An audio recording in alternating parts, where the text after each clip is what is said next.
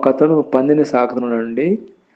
అమెరికాలో అయితే పందుల్ని, కుక్కల్ని, పిల్లుల్ని, పక్షుల్ని సాకుతారండి. వాళ్ళు వింత ప్రేమికులండి జంతువుల పట్ల. అదేవిధంగా ఒకరోజు ఒక అతను పందిని ఆయన స్నానం చేపించి రోజుగా రోజు రోజు వాకింగ్ తీసుకుపోతాడండి పందిని.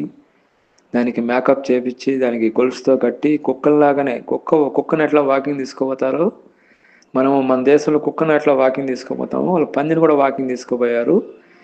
ఒకరోజు ఏమైందంటే వాకింగ్ తీసుకుపోతా అంటే ఆ, వాకింగ్ అక్కడ ఒక చిన్న గుంటలాగా ఉంటే నీళ్ళు ఉన్నాయంట. ఆ గుంటలో ఏమైందంటే పంది అది వానర్ దగ్గర నుంచి వానర్ గొలుసుతో కట్టుకుంటే కూడా లాక్కొన్నట్లా తోసుకొని వెళ్ళిపోయిందండి.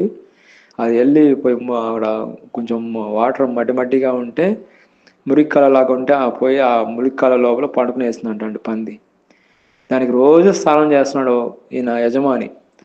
అయితే యజమాని రోజు మేకప్ వేస్తున్నాడు, షర్ట్ వేస్తున్నాడు, అన్నీ చేసి ఒక్క క్షణంలో దాని ప్రవర్తన మారిపోయిందండి.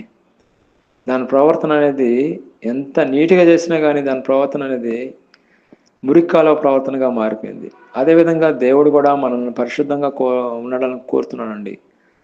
మనం అప్పుడప్పుడు ఉదాహరణ చూస్తాము. సముద్రంలో ఉంటే సముద్రంలో పడవలు పోతూ ఉంటాయి, చెరువులో పడవలు పోతూ ఉంటాయి. పడవ నీళ్ళ పైన పోతుంది పడవ, కానీ నీళ్ళు అనేవి పడవలోకి రావు.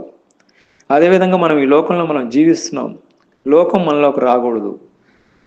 మన దేవుడు పరిశుద్ధుడు. మనం కూడా పరిశుద్ధంగా ఉండాలని దేవుడు కోరుతున్నాడు.